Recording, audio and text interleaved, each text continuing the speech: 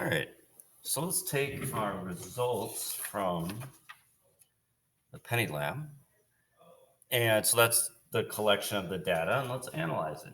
We're going to analyze that data in a graph. So you're going to need a piece of graph paper that we're going to do an example on, and here is where we'll take notes. The first thing you need to do, or the first thing I would do, is label x-axis.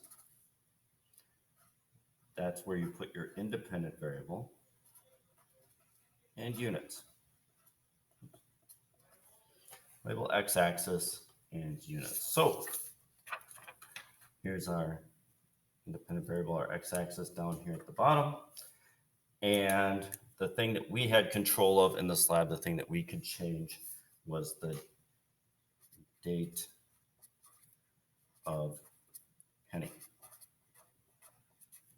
And that was measured in years. Each year they made new pennies. All right. Step 2, label the y-axis.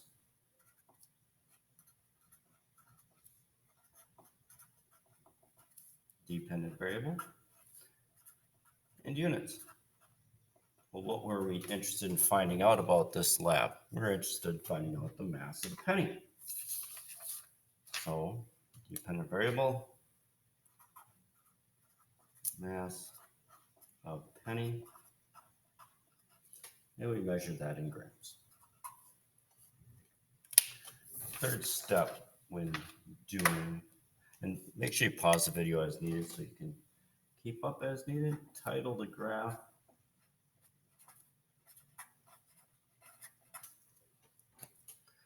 Your title should tell you what the graph was about.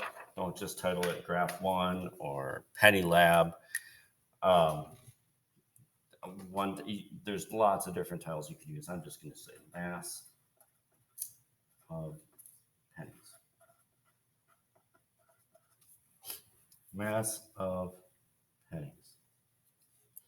All right, third step. We need to, identify what each of these spaces mean down here. How many years is between each space on the y-axis, the x-axis, and how many grams is each space worth in the y-axis. And that's called scaling.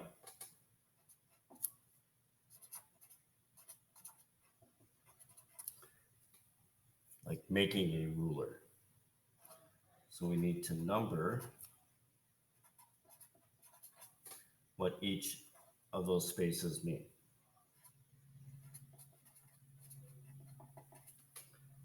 So let's do this first. So we need to identify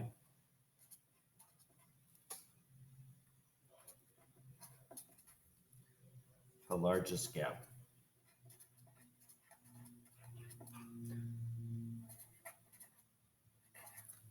And so for the x-axis, we need to figure out, well, what years are we working between?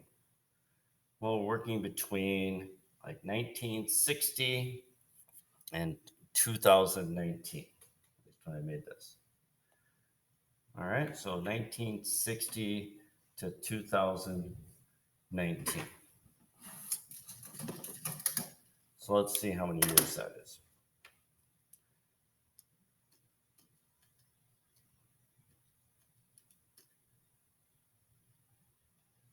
$59 years, 60 years.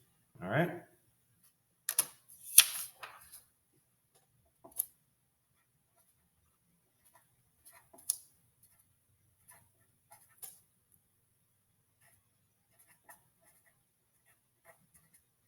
We have 59 years of penny information about that. All right, leave some space for the y-axis. We'll talk about that later. And then B, divide the gap, that number you just picked, by the number of lines in the axis. All right. So we have to know how many lines go across and how many lines go up eventually.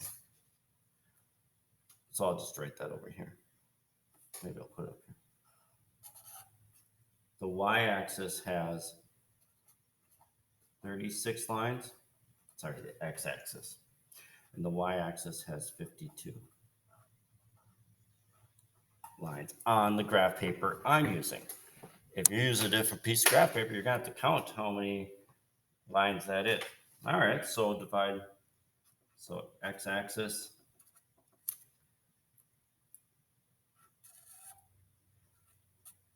$59 years divided by 36. So 59 divided by 36 equals 1.64. I'll just round it up from there, which means that if I start here at 1960 and I make each line here with 1.64 years, I would get up to 2019. That doesn't make sense to me. Spacing by 1.64 doesn't make sense to me. So let's leave room for y-axis. And then we need to choose a spacing that works easily.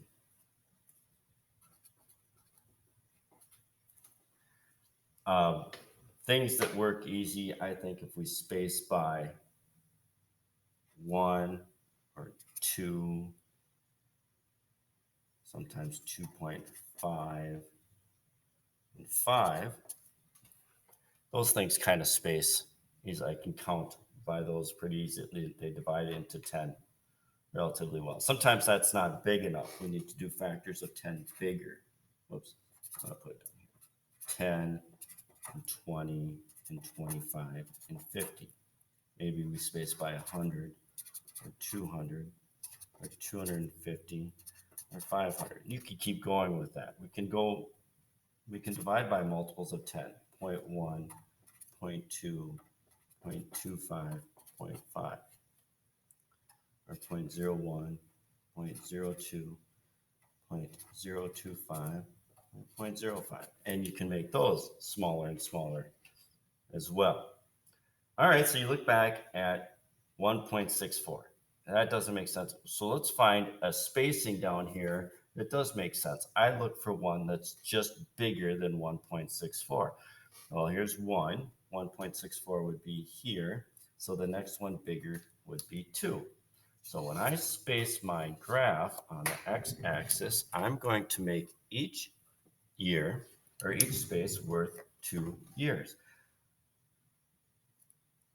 So I might start at 1960 right there. And this would be 62, 64, 66, 68. And if I count over 5 lines, I'm at 1970. 1, 2, 3, 4, 5. I'm at 1980. Each space is worth 2 years, and if I go over 5 years, so it's 72, 74, 76, 78, 80. You can number every single space, every single line if you want. I just think it's easier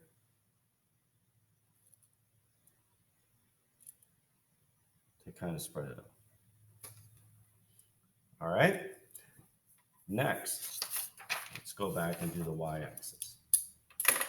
The y-axis, the smallest penny mass was 2.5, the biggest 3.2. That's what we have here. I sometimes like to start at 0 it didn't make sense to start 0 for dates, but it does here. And I might want to go up to like 3.5. So that's 3.5 grams. Divide that by the number of lines, or divide, yes, that number, 3.5 by the number of lines, which is 52. So 3.5 divided by 52. If I make each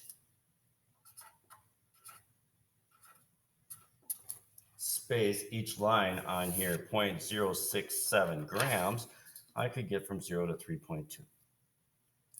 Well, 0.067 doesn't graph easily for me, so I'm going to find the next best one. Here's 0.05. 0.067 would be here. So the next biggest would be this 0.1. So when spacing the y-axis, I might start at 0. I like to start at 0 when I can. This one, it makes sense. So the bottom line is 0, and I'm going to space by 0.1. So this is 0.1, 0.2, 0.3, 0.4, 0.5, 0.6, 0.7, 0.8, 0.9, 1. 1.1, 1.2, 1.3, 1.4, 1.5. You can number every single one as if you want. I just like to go up every 5. That makes most sense to me.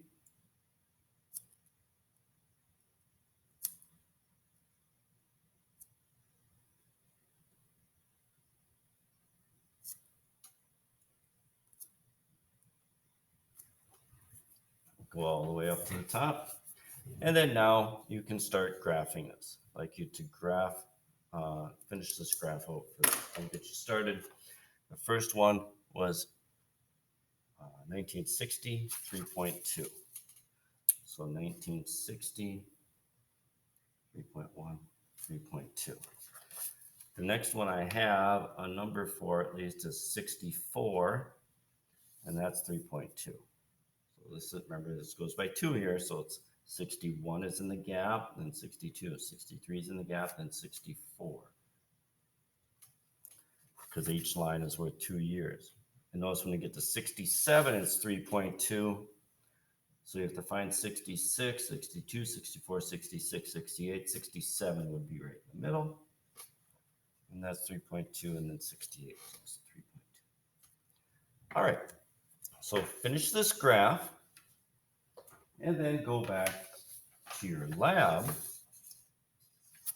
and answer the questions at the bottom with those results from the graph.